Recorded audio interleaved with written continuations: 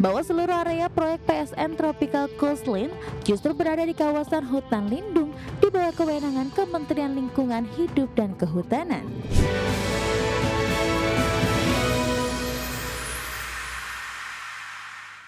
Ya pemirsa, Anda kembali lagi di Market Bus. Pemirsa, PT Pantai Indah Kapuk 2 Tbk memastikan dicabutnya status proyek strategis National Tropical Coastline tidak akan memberikan dampak negatif terhadap perseroan. Ya, hal itu dikarenakan proyek PSN tersebut tidak berada di kawasan pengelolaan perseroan. PT Pantai Indah Kapuk 2 Tbk memastikan dicabutnya status proyek strategis National Tropical Coastline tidak akan memberikan dampak negatif terhadap perseroan. Hal itu dikarenakan proyek Tropical Coastline yang dihapus dari daftar PSN oleh Presiden Prabowo Subianto tidak berada di kawasan pengelolaan perseroan. Corporate Secretary PIK 2 Kristi Gracella menjelaskan bahwa seluruh area proyek PSN Tropical Coastline justru berada di kawasan hutan lindung di bawah kewenangan Kementerian Lingkungan Hidup dan Kehutanan.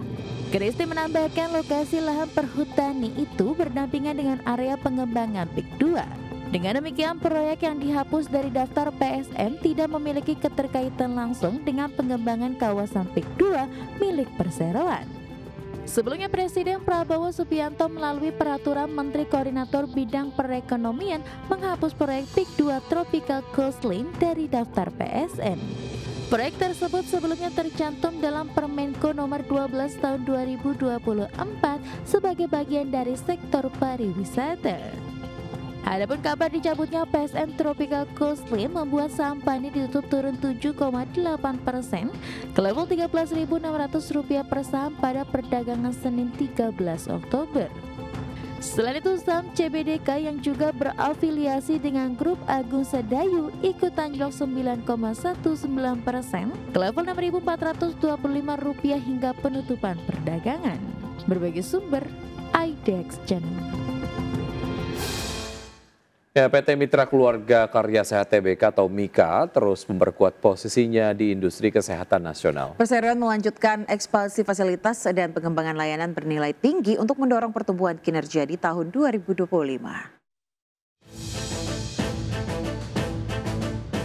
Ekspansi fasilitas Mitra Keluarga meliputi pembangunan rumah sakit baru di Sidoarjo dan Cirebon, serta peningkatan layanan bernilai tinggi seperti rezum, bedah robotik, dan pencitraan onkologi. Pusat perawatan stroke baru juga dirancang di Surabaya untuk memperkuat posisi perseroan di segmen spesialisasi.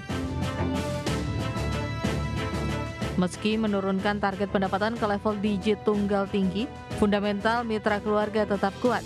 Pada semester pertama 2025, pendapatan naik 4,52% secara tahunan menjadi Rp2,56 triliun.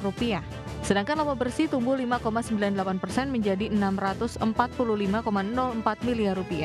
Kinerja tersebut didukung kenaikan average revenue per patient day dan kontribusi pusat keunggulan.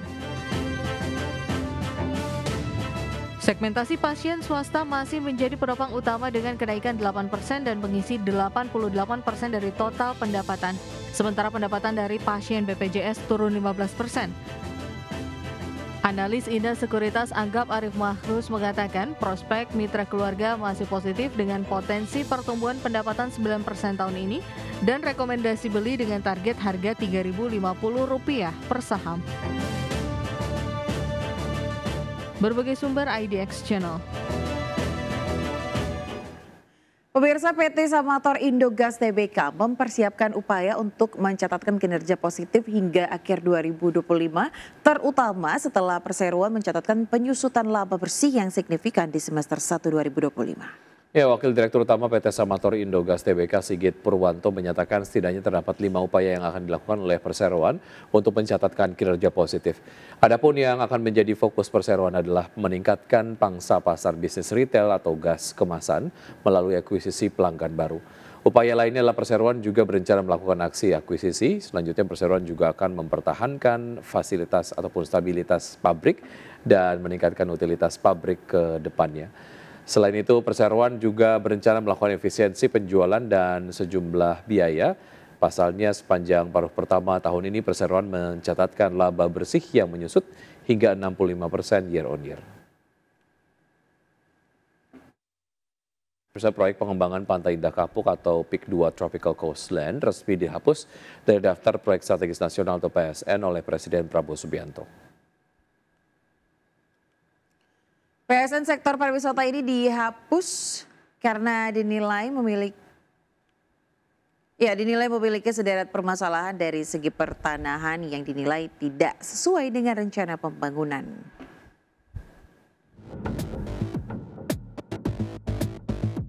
Pengembangan Pantai Indah Kapuk atau PIK 2 Tropical Coastline milik konglomerat Sugianto Kusuma alias Aguan resmi dihapus dari daftar proyek strategis nasional atau PSN.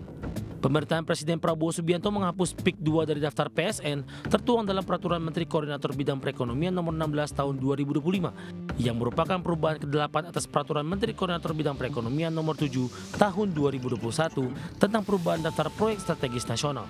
Dalam Permenko Nomor 16 Tahun 2025, penghapusan PIK 2 Tropical Coastline resmi ditetapkan pada 24 September 2025. Untuk diketahui, proyek PIK 2 Tropical Coastline pada awalnya masuk dalam daftar PSN sektor pariwisata di nomor 226 sebagaimana diatur dalam Permenko Nomor 12 Tahun 2024 yang ditetapkan pada 9 Oktober 2024 lalu.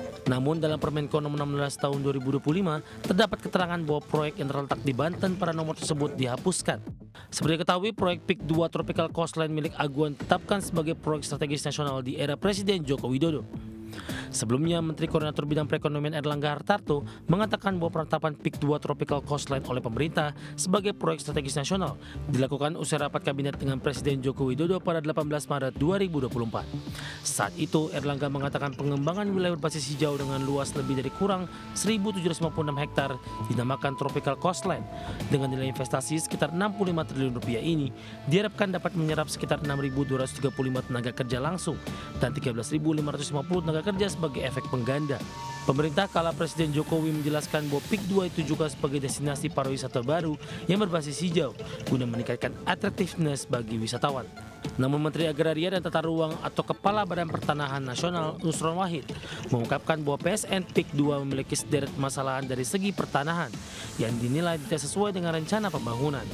Di samping itu, PSN pariwisata bernama Tropical Coastline yang berlokasi di PIK 2 tersebut disebut hingga saat ini masih belum memiliki rencana detail tata ruang atau RDTR.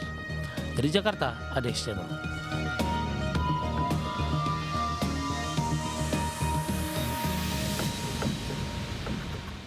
Berikutnya pemirsa, Menteri Pertanian Andi Amran Sulaiman resmi merangkap jabatan sebagai Kepala Badan Pangan Nasional atau Bapanas. Ya, langkah ini dilakukan usai setelah terima jabatan dari Kepala Bapanas sebelumnya, yakni Arief Prasetyo ke Mentan Amran Sulaiman.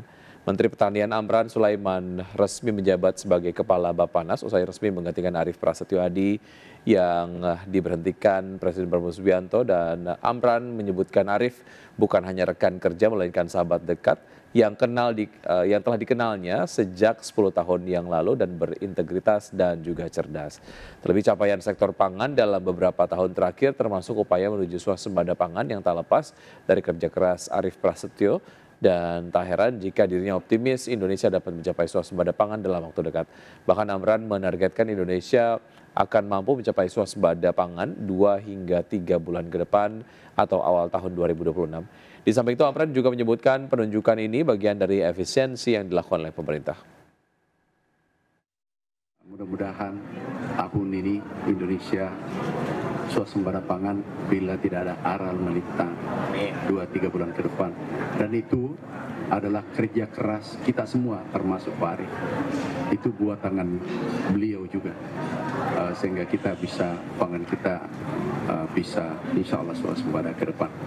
Sekali lagi saya ucapkan terima kasih Pak Arief dengan Ibu. Beliau putra terbaik bangsa. Sudah melakukan serah terima jabatan, kemudian tadi juga hadir Pak Menko Pangan, Menteri Wamensan juga hadir. Dalam sertijab ini yang pertama saya mengucapkan terima kasih atas kepercayaan bimbingan dari Pak Presiden Prabowo Subianto, karena beliau ini presiden ya yang punya cita-cita sangat luhur ya, untuk Ya, pemirsa, sebelum kita akhiri Market Pass, kita akan simak terlebih dahulu pergerakan dari IHSG di pukul 9 lebih 27 menit waktu Indonesia bagian Barat. Kita akan datanya dari RTI.